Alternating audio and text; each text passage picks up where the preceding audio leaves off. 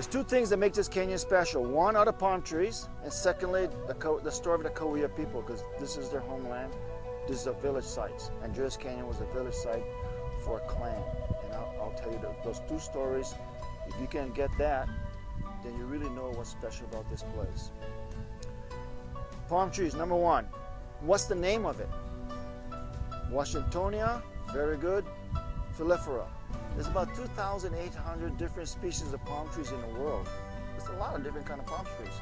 This one is called a California fan palm. California because it's the only one in the world that's native here. Some scientists believe that it might be the only one native in all of North America.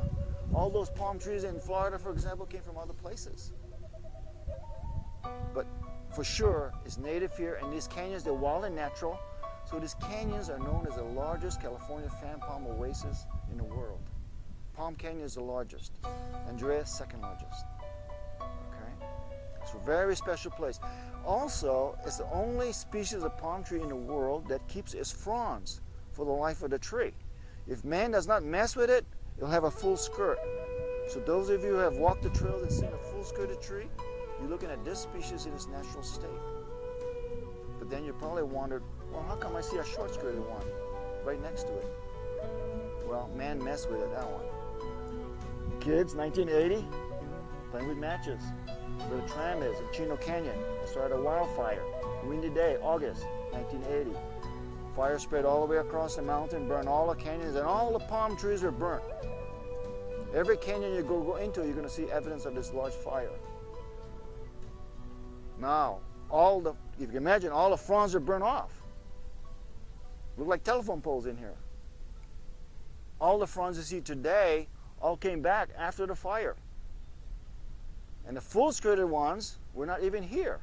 They grew from a seed after the fire. Okay? And there's some over 50, 60 feet tall, full-skirted. Because in the first 20 years, these trees can grow anywhere from 1 to 2 feet per year, very quickly, like weeds. Given all the water and sunshine they can handle, they shoot up. But after 20 years old, they're kind of like us old guys. 1 to 2 inches per year. Very slow rate of growth. So those in the fire over 20 years old, short skirts. They haven't grown very much in 30 years. So that's what you're going to find. And to see the trees,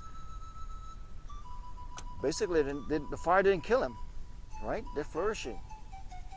So the question is, why is that? No scientists here? You only find palm trees where there's a lot of water. They need a lot of water to survive. So about 80% of its weight is made up of water. They're very moist inside. Help make it very fire resistant. And secondly, it's not really a tree. Yeah, we call them palm tree, but it's not really a tree. It's a monocot. It's like a giant grass. If you look at a cross section of a tree that's been cut, like in Palm Canyon, the picnic area, we've cut some down, and just for you to look at. There's no cambium growth rings like a normal tree would have, but instead the whole entire trunk looks like made up of vascular tissues, like straws. To me, it looks like the root system. Thousands of these roots go right up the trunk to the heart. So you can burn all the bark off. You could carve this tree all you like. But as long as connecting tissues from roots to heart, the tree survives. There's some tree that's been hollowed out from a fire and just a sliver, and yet they're still flourishing because it's connecting tissues. Okay?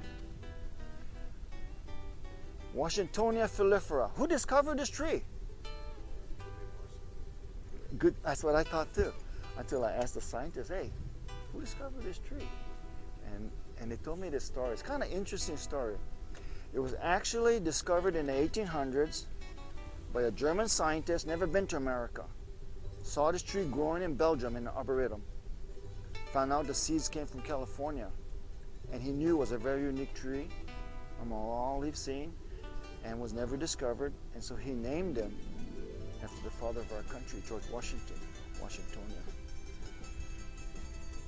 Filifera, he gets the name, is if you look really closely at the fronds, look at the edges. There's a stringy, long, stringy, hairy things like threads hanging out from it. That's the filifera. And actually, we got a bird, the oriole. The Scots and the hooded oriole builds their nest using the filifera. The palm tree here, a healthy palm tree can provide maybe up to 500 pounds of fruit. It looks like little blueberries with hard seed, very little meat. Flesh. Right now it's very late in the season, so they all dried up. In October, November, when they ripen, they're very soft and juicy, and they drip, and they're very sticky. It tastes like dates. Very sweet, very nice. And the kawia, that was a major food source for them. Palm tree was probably the most important plant to the Kawia people. In fact, it's the only plant I know that has a legend to it. It's called the Legend of the Palm Tree. Has anybody ever heard of that? No? Okay, let me tell you real quick. Kind of neat story. Long time ago, no palm trees in the area. And there was an elder, his name was Maul. Maul felt that his days are getting short. So he wanted to leave something useful for his people so they remember him. So he walked all over the mountains, all over the valley, all over the canyons, thinking really hard, what should I leave my people? Gotta be useful. And all of a sudden it dawned on him, oh, there's no palm trees here. So he decided to leave the people the first palm tree. He went out to the East Valley along the San Andreas Fault, many springs there. Found a nice spring, stood firm and still next to it. Slowly from his feet, the roots took hold, and around his legs, the bark formed, and from his hair sprouted the palm fronds. Maul turned himself into the first palm tree. So from East Valley, palm trees spread all over the world now. It's native here, but it's so popular all over the world. You find them because they're hardy and sturdy. You know, and winds don't knock them down. They're beautiful too, they're unique. Grows fast and easy. Just give them water and sunshine. And they can survive in 25 degrees weather. So they can survive below freezing weather. Very good tree. So what is the... Not deep. And that's why you only find palm trees where the water table is close to the surface of the ground. Actually, you see palm trees dig and you're going to find moist soil immediately, a few inches below. Yeah. Even though the root system is shallow, winds don't knock them down. Why is that? That's true. They bend, not like the oak tree. But you ever see the root system? Look, when you walk the trail, you look some trees that's close to the stream, where it's a lot of erosion. Look at all the thousands of roots that come out of the base of the tree. Imagine all these roots spread out in all directions, hanging on to ground, rock, dirt. It's a very sturdy tree. Okay. So yes, you can't knock them down. You can't climb them either. So how do they harvest the fruit anyway? Anybody know? Get a willow pole, cut a notch in them, reach up, hook onto the fruit stem, twist it, pull the whole stem down. You don't wait for the thing to fall naturally. It's too late. The animals will gobble them all up. Now, if your pole doesn't reach, you know what they did? They made a throwing stick for hunting small game like rabbits, quail, dove. Looked like a boomerang. It doesn't come back like a boomerang. It just goes one construction way. Material. The fronds were used to attach their homes. We have a couple of homes called quiche over there for the kids to see how primitive the Cahuilla people lived. But those are typical Cahuilla homes, all thatched with the palm fronds. The weapon for hunting large game was a bow and arrow. The bow was made from the stems of the palm fronds.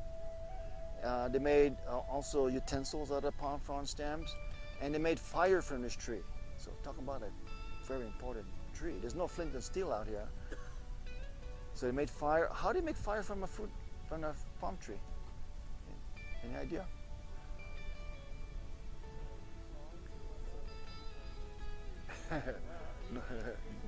Magnifying glass would be really helpful. They took the fruit stem and made a fire drill. And by friction, we're able to create fire. But probably the most important part of the tree for creating fire is the tinder. You know, by friction to make fire, tinder is a very important part. And they took the tinder where the palm frond attaches to the trunk of the tree. Remember, it attaches for the life of the tree. Very fine fibers. Take a look at some of them. Really fine, dry fibers. That's what they harvested for the tinder. It caught any kind of hot amber, started blowing on it, it just exploded into flames. So, very important tree. There's another food source the palm tree provides. Any guesses? The heart. Anybody eat the heart of palm? Oh, good, healthy. The heart of palm, however, was called the food of last resort. Starvation food. When you have nothing else to eat, then you eat the heart. Why is that? You kill the tree. You take the heart, you kill the tree. There you go. Wow.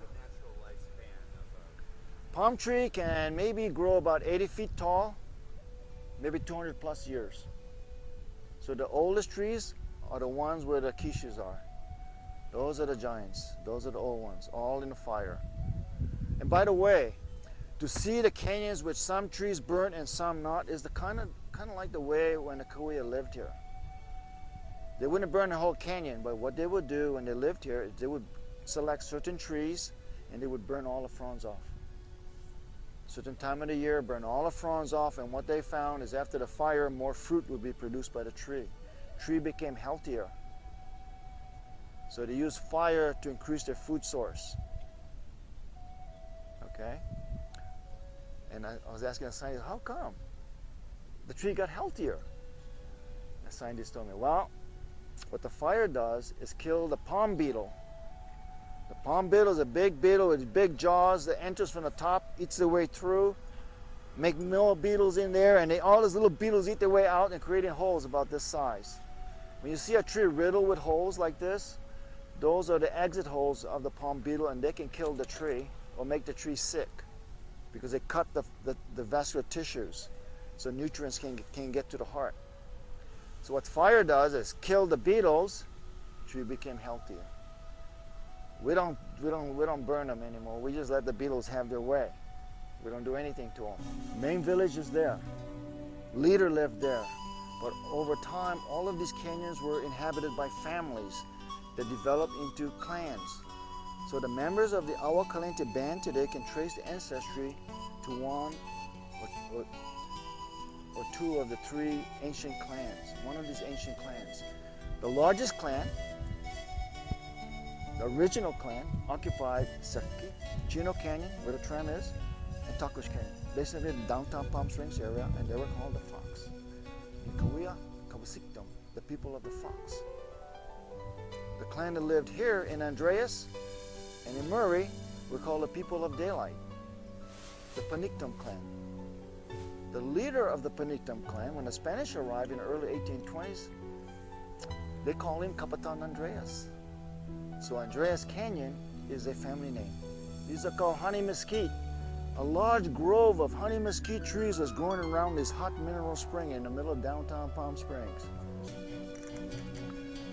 Main village is there. Leader lived there. But over time, all of these canyons were inhabited by families that developed into clans. So the members of the Agua Caliente band today can trace the ancestry to one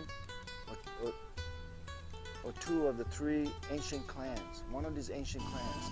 The clan that lived here in Andreas and in Murray were called the People of Daylight, the Panictum clan.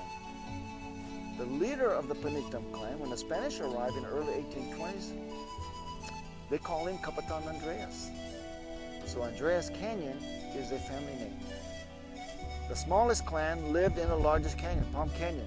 5 families lived right below the trading post. Even when California became a state, 1850, Indian had no rights. You want to kill an Indian, go ahead. Kill an Indian, no one will question you. Indian has something you want, take it. No one will question you. So being Indian was not a good thing. Let me tell you a sad story. I'm not sure how old she is. She's 90 something today. But she was telling me that in 1992 was the first time she ever admitted to anyone she was Indian. I don't know, some people 1992 is ancient history, but to me it's still kind of recent. But what makes me feel sad is because all her life she was ashamed of who she was. It's okay to be Indian today, which is a good thing. And by becoming Mexicans, they're still here, they survived. Today the population, all the bands combined, are around 2,500 something. So they really haven't recovered since 1862. Some bands are really strong and some bands, no. Agua Caliente band, good, very good. 1925, they were down to about 50 plus members. Today they're about 400 something members, so they're very healthy. The strongest band is the Morongo band. There are 1,000 something members there. But then we have the Ramona band, 7 people left. Augustine band, East Valley, 1 family left, a mother and 3 children, and that's it. So in a few generations they may be gone too.